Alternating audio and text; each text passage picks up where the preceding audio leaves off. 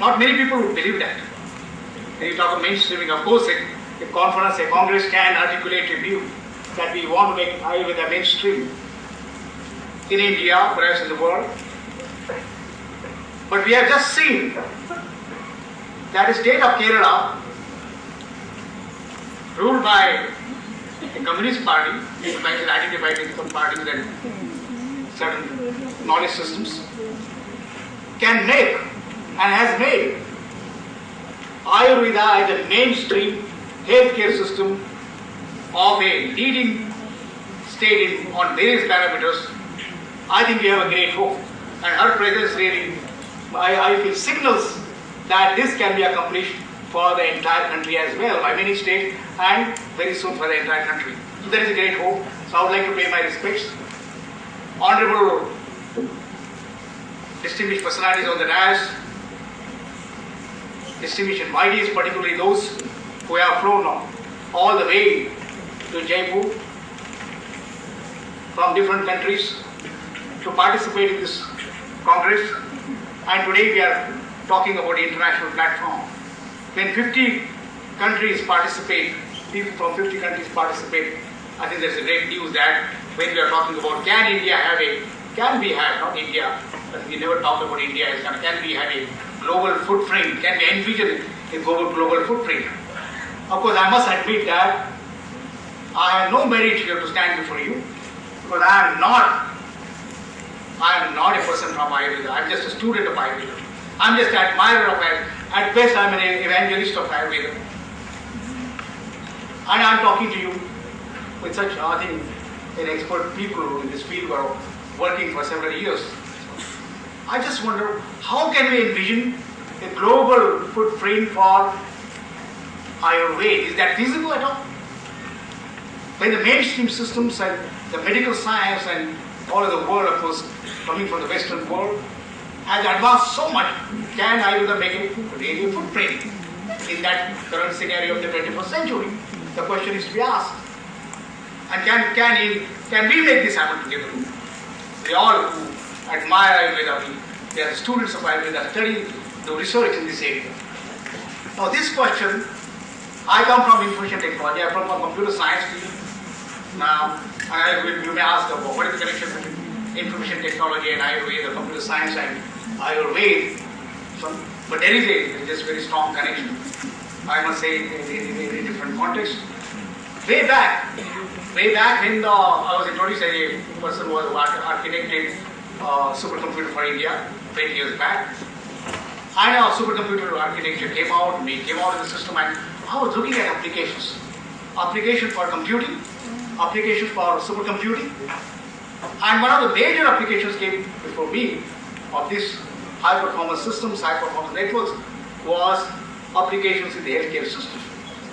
And whenever I used to look at this Param machine, which was getting developed by my labs, 200 scientists working day and night on a 3-year time frame to create a new architecture supercomputer, I always wondered that when I look at Param as a supercomputer, it will get obsolete. Because the Moore's law was before me, haunting me, that every 1.5 years the computing power will double. And today's supercomputer will soon or later, in years to come, will become a personal computer or a laptop or even a mobile computer. But what could give really sustainability, or what could give really what we'll call endurability? What will that endure? And the one thing which came to me after studying what has endured for centuries or millennia in India, that is the Indian knowledge system. What has endured? The Vedic knowledge system. What has endured? The Darshana, the philosophy. What has endured? Ayurveda. What has endured? Many things like that. This is what endured over millennia, and we don't know. This transcendental knowledge and Ayurveda. If that knowledge was brought on the supercomputer, on the computer, like today, Google runs on several supercomputers, whole infrastructure. If that knowledge exists on that, then this infrastructure will endure. These computing architectures will endure. Of course, it will get metamorphosed. That is the connection I was looking at between computing. Of course, I wanted that our ancient systems, or ancient knowledge systems, must be empowered by great technology in all areas. in computing, in networking, in satellite, or other technologies which they emerge. They must be empowered, then only they will survive, they will grow. And this was the objective, and we are seeing that how important that has become now today. So that is my concern really, that is my really the engagement between computing and Ayurveda. Now we can look at that. Now look at some of the things I asked the question. What has happened? What has made footprint globally? What has made the footprints from India? Let's look at that. In the current context, of course, we talked at Krathing, we looked at the great contributions of Vivekananda and in the sense of India went to outside and then with knowledge systems when Germans started studying the Vedas and all that. So those things, Indian knowledge systems, the foundations of that, the Vedic knowledge systems, the philosophical aspects of it, the profound, I think the reasons system behind it, the knowledge system behind it, that has made the impact. In recent years, it is the area of information technology. That made all the difference. I started working in information technology several years back, way back after I did my PhD in IIT in 72. And I never realized when Dr. Baba said one day that electronics one day is going to play a very important role in India's development. Electronics was very tiny at that time. Very, very tiny. Just some electronics radios and telephone instruments and all that kind of stuff. And in 74, I had done a survey that electronics industry at that time was barely 300 crores. Now that industry, in my own lifetime, has taken a flight, has become today 400,000 crores, close to $100 billion industry from nothing. And I have seen this happening. Today we talk a global footprint. We say IT is identified in the global context with India. Bangalore is the IT capital of India. There are many things like that. How did this happen? We know the plan is a great thing, which is coming up. But these kind of plans were made, that this kind of envisioning was there, that we can make that happen, and a whole range of programs in education, research, industry, regulations, perspectives, internationalization, all that kind of and government work, this kind of thing. We never thought this would ever happen. That is the global footprint that we have started launching experimental research satellites of advanced countries or other countries for that matter from your own land here. And then you are recognized the global footprint.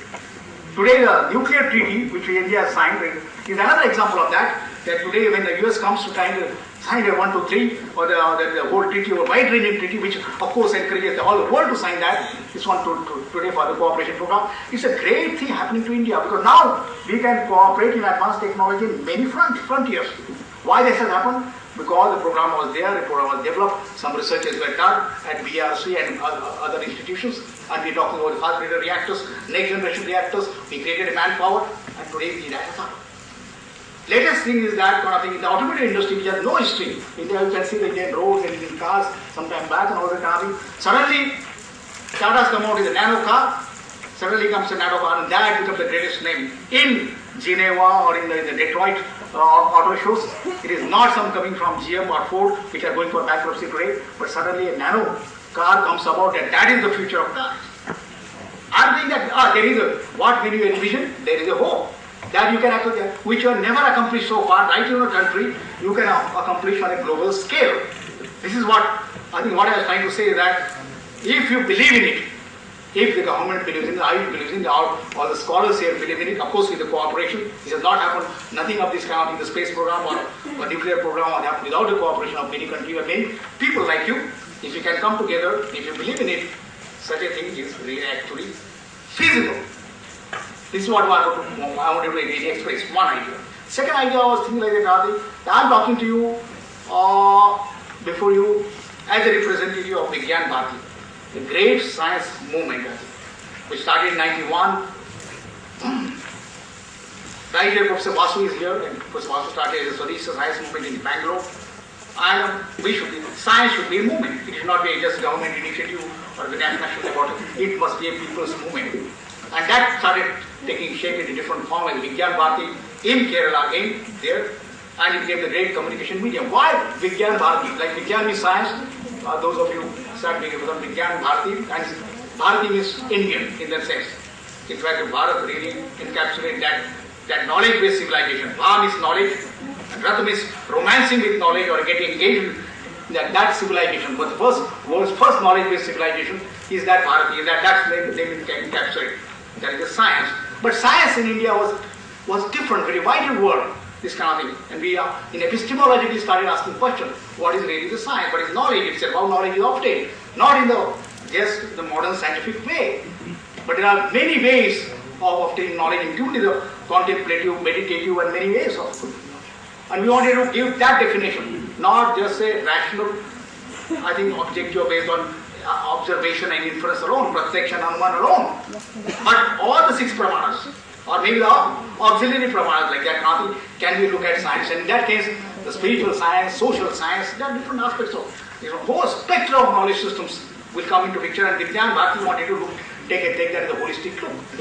Second thing which we wanted to do was that India has a profound system, we believe, profound knowledge systems, and they must coexist, that profound knowledge system must coexist. And today we may not understand the exact relationship with the modern system, because they are trying to seek the same truth. And we will get only partial truth by the current modern scientific way. So we want to have a complete view of the nature of reality. That was another view where Vijnana Bharati wanted to take. Third view Vijnana Bharati wanted to take was that unless science is used to solve problems which are actually existing, India's burning problems, the world's burning problems, there are burning problems of many. One of them is really health for all. It's one of the problems for education, slums, there's terrorism. There are several problems. How science can be actually used at the grassroots level. And Vijnana Bharati wanted to focus by really wanted to be in voluntary effort. Voluntary effort, complementing the government effort, national efforts of that kind of thing. So all these people, members of the Vijnana Bharati, and many of them present, including Mr. Ravi here and many people here that are on this platform here, who are making this conference possible, purely voluntary effort, purely dedication of that kind of thing can we do that. And World Ayurveda Congress is one of the strong, there are 3 initiatives of Vijnana Bharati. World Ayurveda Congress which happened in Kochi 2002, and then now Pune, and then now here in Jaipur, which we are seeing a mainstream of. This is one of the major initiatives of making globally Ayurveda the global science. And we never look at kind of thing, the parochial with India is a world's heritage. It is a world's heritage, humankind, heritage of the entire humanity. That is what we want to do, we want to put across. The second issue is that we are also the Vedic science, worldwide Vedic science conference, which happened in Varanasi, and we want to, other than Ayurveda, there are many other Vedic sciences, including philosophical, epistemological, agricultural, many things that can be brought into the fold. And we are conducting every 2 years also the World Ayurveda Congress, World Vedic Sciences Congress. And we have then Bharatiya Vigyan Sammelan, which will talk about science not only in English, the country which speaks only 6 to 7%, we must go to people, so Indian languages, solving burning problems, major issues before India, focusing on Indian issues. So this is I think I'm talking about Vigyan. In that context, I think Vigyan Bharati is trying to create a platform along with the Indian government of India. Unless the government support thing is not there, so we work with government of India, we work with the state governments, we work with institutes like NIA, some of the reputed universities, and we work together. And can we do that together? NIA director is here, and we are very, very pleased that the support which we require from the state, we got from state government and NIA and others, and we could have done much more, many more things like that. We want to move it to different parts of India. So I think I'm standing before this with a envisioning possibility that you can actually envision in years to come, which I have seen in my own programs in science and technology, and I do IG and these kind of things, and nuclear technology and space technology, that you can make a global footprint. And one thing which is happening in India in that context is that suddenly in the Indian context, I know how this is. I never have thought when I was doing my PhD or I was doing research, what happened. India has become the world's R&D hub. This has happened just a few years back. It is surprising to see that tomorrow when you work for something like that, create R&D for a computing or computer science or even for IBM or Microsoft, today you are really talking to people from different countries, right in India, and I'm talking to them. One day people like me imagine that we can do research only by going out. Today the research hub, India has become the research hub. That is the thing. Now in the healthcare system there are many challenges in it. Today with all the advances in medical science, all technologies in medical science, most of the practitioners, most of the people at large and practitioners, researchers themselves are not satisfied. I'm just reading Scientific American thing that is there no hope for HIV at all? They're going on to all that kind of thing. There are tremendous breakthroughs, Nobel Prizes, many things which are happening, but there is no hope. And HIV and AIDS are spreading. Of course, we want to contain that country in many, many developing countries. Or in India becoming itself the diabetic region of the world, 10% of the population getting affected. So depression, problems of depression, problems of, there are many hopelessness in the modern education system with all advances. Here exactly the paradigm shifts we must talk about. There is something like that. We must re-question that something is wrong, something is incomplete, that we are not able to find solutions to this kind of thing.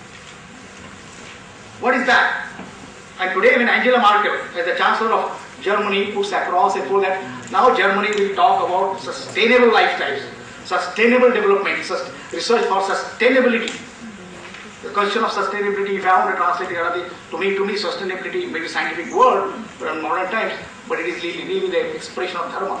Sustainability, that is dharma, which sustains, which beholds everything. And that is why I think Ayurveda's cornerstone is dharma.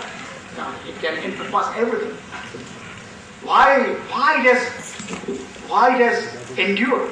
Endured because it is foundations, it is self-consistent, it is a coherent, it works with many branches.